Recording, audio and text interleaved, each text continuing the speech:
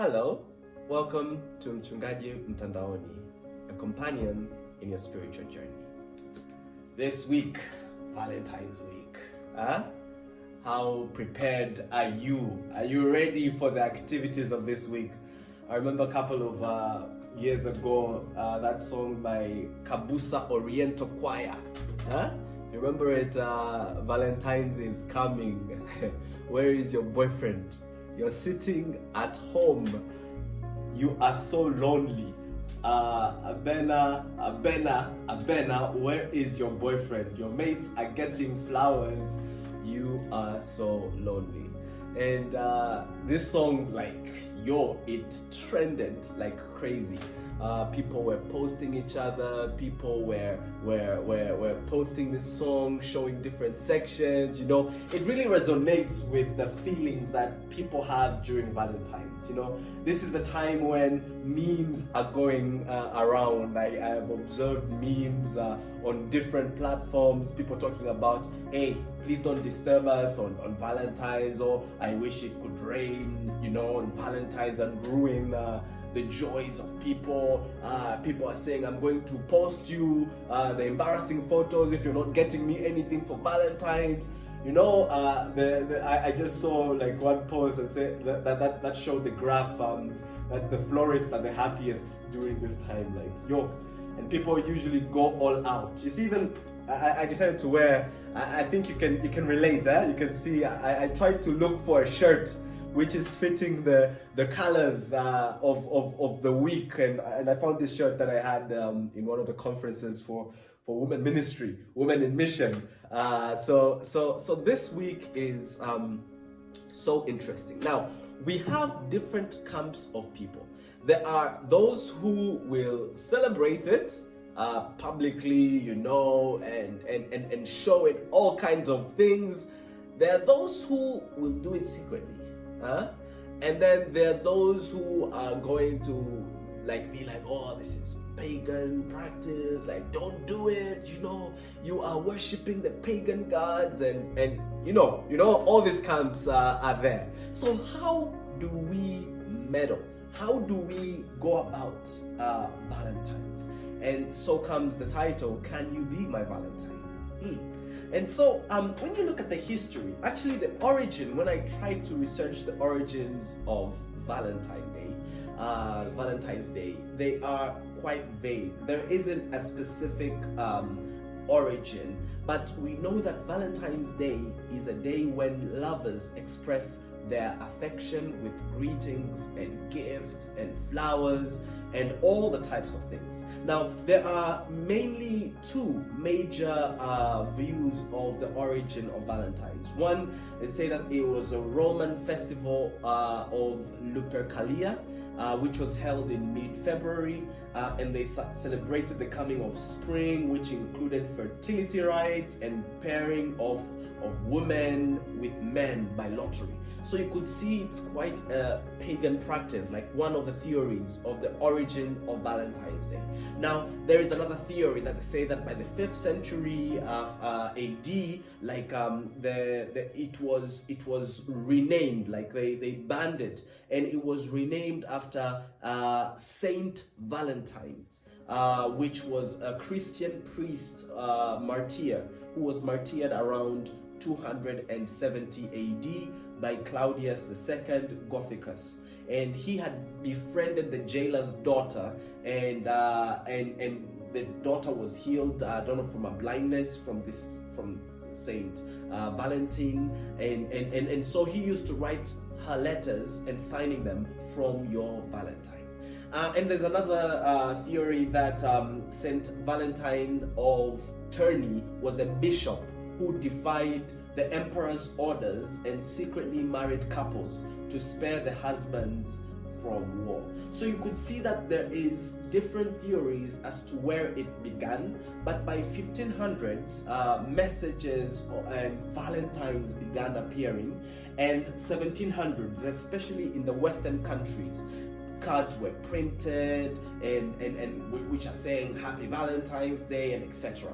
So you could see now there was a little bit of amalgamation or syncretism or mixing of different things. Like during Valentine's, you could see that there is a little Cupid, like a baby with a bow and arrow, like a little angel who is like going to unite two people who are in love. And Cupid is actually a Roman god of love, and along with hearts, and also there are birds, avians, who are associated with Valentine's. Also we have candies, flowers, red roses, and which are all trying to show symbols of love and beauty. And you can ask now, Pastor, with all this background, how can we celebrate as Bible-believing Christians? How can we celebrate Valentine's? Or what do we do with those who are celebrating Valentine? Now, let me take you back a little bit to biblical expressions of love. When you see in the Bible, there is also days of commemorations. There is a weekly day of commemoration, and it's actually a weekly date with God. And this is the Sabbath day, that every Saturday it will be a time where we will take off and spend it with God, in worshiping Him, in giving to Him, in hearing His words, in spending time with Him. And this is like a day of celebrating the love between a God and His creatures. But there is also something else that is a commemoration of love, and one of the videos we looked at giving to God, and it's our tithe. Our tithe is a reminder every time that God gives you something, whether it's a gift, whether it's an increase, whether it's a salary, whatever that God, you acknowledge that this is a blessing from God, you are returning a tithe. So a tithe is like a commemoration, an expression of love to Him. And even the Israelites, they had yearly expressions or celebrations which were commemorating things. They had a celebration which was a festival, which was celebrating the fact that they had left Egypt, and we know it as Passover feast, which was the biggest, the most famous feast, the celebration holiday that they could celebrate. There were so many others, but allow me to just mention one more, where they had a feast of the booths, or we call it the feast of the tents, or the and in this feast is they were celebrating the years they spent in wandering in the desert, the 40 years. And so for 7 days they would come and dwell in tents. And so it is not a strange thing to have celebrations to commemorate something. And we even see celebrations in our culture. Every time we have a milestone, we have celebrations. We have weddings. And in weddings, we have anniversaries, first year, second year, third year. We have the silver anniversary. We have the golden anniversary. All these are celebrations and celebrating love. We have celebrations celebrating businesses, like the day you established a business, or the years you have been employed.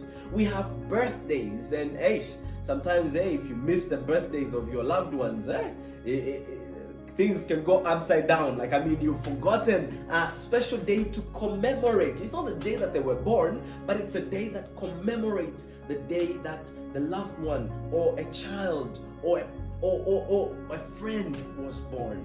And we even have graduations, that this is the day I graduated, or certifications, and etc.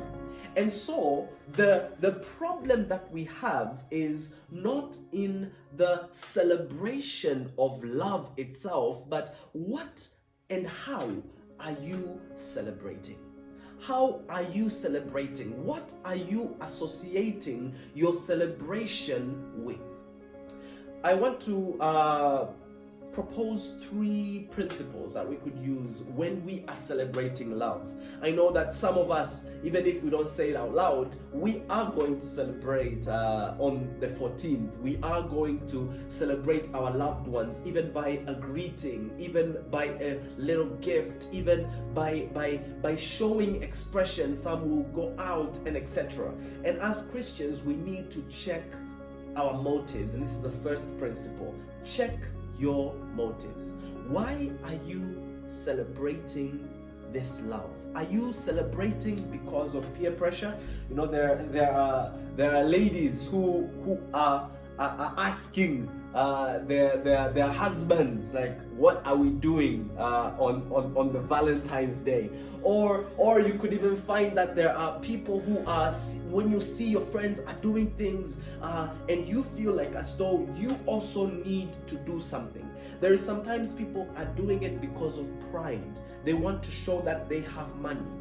They want to show that they you know, like us Luos, we're very proud, and sometimes we want to show that we know how to love, and sometimes you're not doing it because you love a person, but you're doing it with selfish intentions. Some are doing these things because they want to get something, and especially I'm talking to the single people or those who are in relationships but are not married, that you are doing so that you can get something at the end in return. So you are showering these gifts because you are getting something in return, which God does not permit.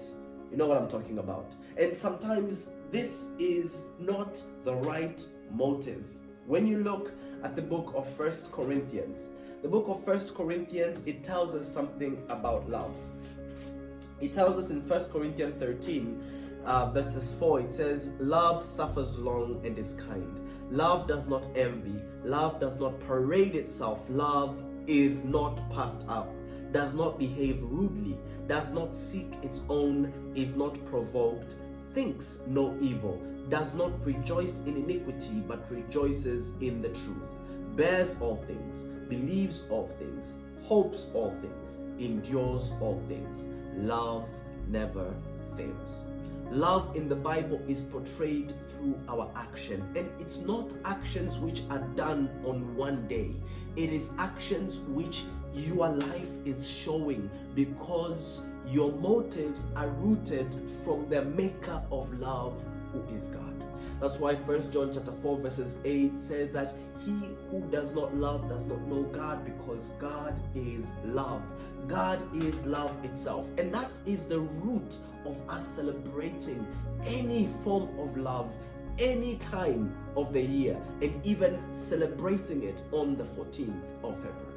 Our second principle that I want you to observe very carefully, and this is especially relating to the different camps that exist on this matter, is you could see in 1 Corinthians. Again, there was an issue that was happening in 1 Corinthians chapter 8, and this was issue related to meat sacrificed to idols. Now, the issue was that there were some who, when there was festivals like those Greco-Roman festivals, meat was in abundance, and so the prices went down and people could buy it at a good price. And there were some who were not comfortable with buying this meat to eat it. And so when Paul was addressing this issue, he says something that is so interesting, especially when there are different camps of people. Those who were saying, it's okay, we can eat this meat, we are not believing in these idols, and there are some who were saying, no, you can't eat this meat. Paul provided a principle in 1 Corinthians chapter 8 verses 9. It says, but be aware lest somehow this liberty of yours become a stumbling block to those who are weak. Just because you have the right motives and you actually are not celebrating the God of the Cupid, the God of love, and you are not doing it from selfish reasons, like you're trying to get something, you are doing it genuinely from the point of love of God. You're not trying to show pride. You're not you're not pressured. You like, it's just love, expressing love, showing love to somebody. And you have to check yourself on this second principle, that do not be a stumbling block. Look at the community that surrounds you. Look at the culture that surrounds you. Look at the people that surrounds you. Don't be a stumbling block. Just because you know that your intentions are right, it doesn't mean that you should go out there and promote it and say, guys, let's celebrate, happy Valentine's, who's my Valentine? You know, all these things that can end up becoming a stumbling block for somebody who doesn't understand, who sees this just as a pagan celebration. And sometimes the way it has been put in this world, it has removed the boundaries of love that God has placed. The proper way of expressing sexual love, which is found in a marital setting. And it's done that whoever can be my Valentine. My Valentine last year is a different Valentine from this year, and a different Valentine from next year. And it has become an enterprise instead of showing the selfless love. And even instead of buying these things, you could use this money to show love in different ways than the ways that the world is promoting. And so it brings me to my last principle for today, that love every day. When you notice 1 John chapter 3, 1 John chapter 3 and verses 16. The book of 1 John talks a lot about love. You see, it said God is love. But 1 John chapter 3 verses 16, it says, by this we know love, because he laid down his life for us, and we also ought to lay down our lives for the brethren. But whoever has these goods, these world's goods, and sees his brother in need, and shuts up his heart from him, how does the love of God abide in him? Verse 18, my little children, let us not love in word or in tongue, but in deed and in truth. Yes, you have a special someone who you want to express love to on the 14th. You have your husband, you have your wife that you want to express love to. But are you loving every day? Because love, celebration of love is not just between you and your significant other, but it's also between all of God's children. Do your children also see the same love? Does your neighbor also see the same love? Can they celebrate you that you are a loving person? They have seen the love of God through your life.